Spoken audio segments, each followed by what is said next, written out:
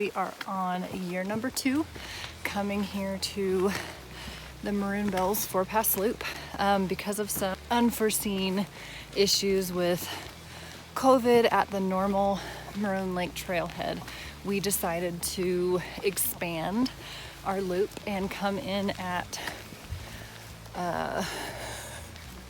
Maroon Snowmass trailhead. They say it requires high clearance vehicles to get down here, but we have a Durango. It's not super high, it's pretty relatively low profile, and we made it. So you drive switchbacks down the mountainside of the valley. So we are going in this way. We will go in straight to Snowmass Lake, start on the loop, and then once we get over Buckskin on the tail end, we're gonna cut over and come out. East Snowmass trailhead is where we'll come out, but it'll add technically 2 passes. Only one shows up on the map, most maps, and it goes by Willow Lake. So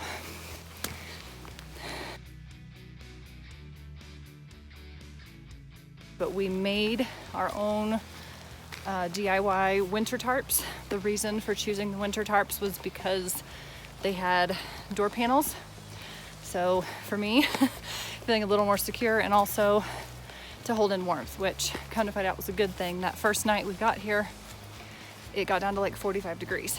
So our underquilts, it depends on who you ask. We did DIY Costco down throw underquilts.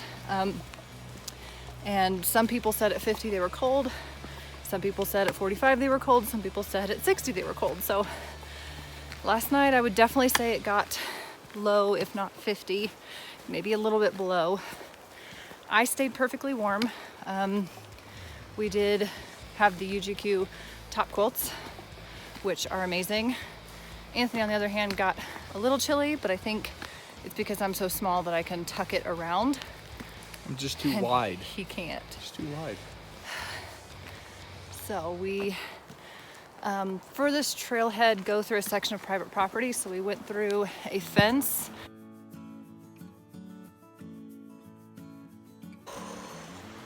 Okay, so we were here for a week last year, a week and a weekend.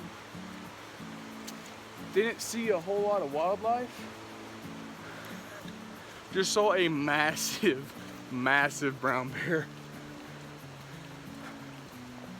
Mama's walking really fast. I told her don't run, don't do that. He was huge. As soon as he saw us, he pretty much ran away, ran up the hill, but he was massive. So excited right now.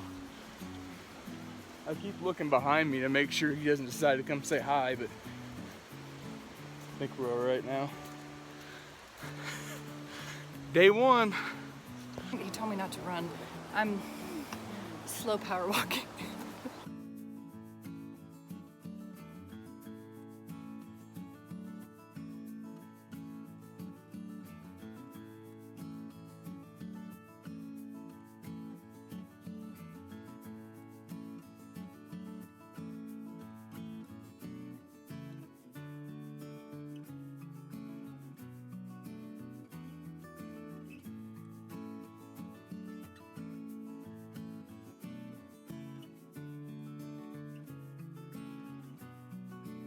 Wanted to give you a little tidbit on last night. We decided to camp our first night after the Maroon Snowmass trailhead at Snowmass Lake. Same as we did last year, different location though, because we're in hammocks this year, not tents. And we had some concerns when it was getting down to like 45 degrees that our underquilts weren't going to be sufficient. However, our DIY Costco underquilts have held up nicely.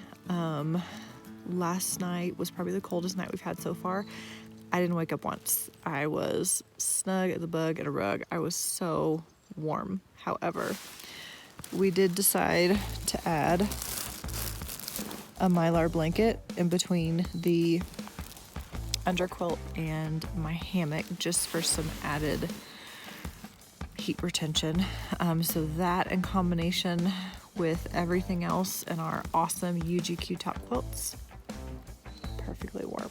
I'm very excited. Honestly, that was the best night's sleep either of us have had ever backpacking when you compare it to a tent. That was fantastic. Obviously, that's why people hammock camp.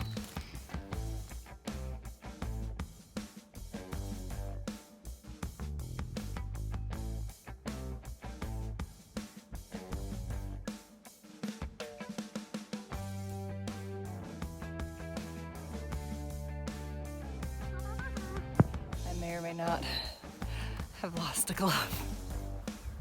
The people behind us said it wasn't too far, so he's gonna go back and get it. So he dropped his pack to go find it for me. I was just gonna leave it.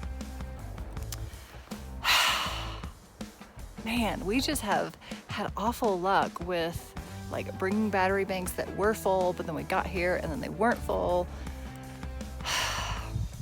Forgetting certain charging cords, losing a glove on trail. It's all good. We made it over that sketchy part. I'll put before and after pictures right here. And you can see the difference between the snow level from last year and the lack of snow this year. The path we went on is not even like a true path, which is crazy. Next up is Trail Rider Pass.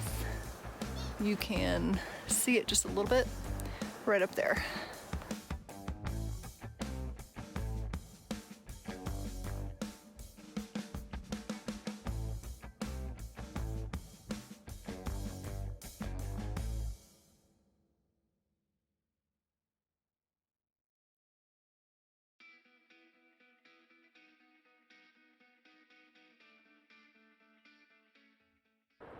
So it was pretty cool. While we were on the 4-Pass loop, we met this awesome guy who actually recognized us from our YouTube channel.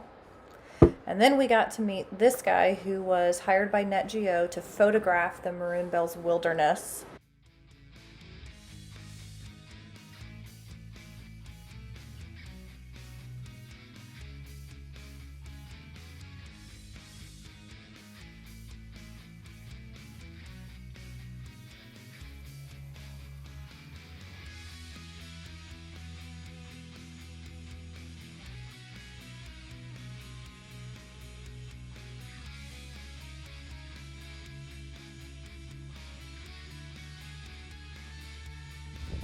We camped all the way down in this valley at the base of Buckskin, came up it, and now we're headed up Willow, which we were like, piece of cake. Didn't even really do much research on it, but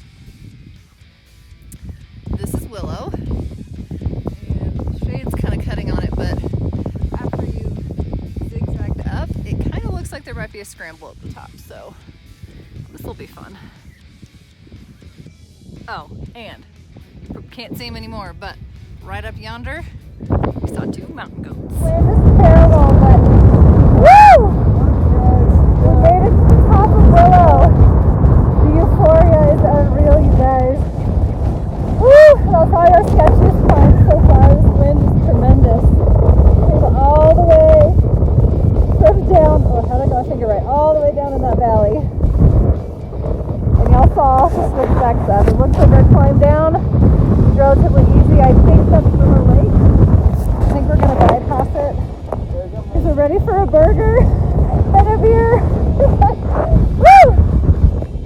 12,600. The peak we're at right now is taller than any of the ones on the 4-Pass loop. It's called Willow Pass. Okay, the wind died down for a second. Pretty sketchy getting up here, coming from the 4-Pass loop, going back down. The only issue with our next pass is at 12,800. I think it's 12,800 feet is our next pass. This one was pretty sketch. Alright, love you guys. See ya. Wish us luck.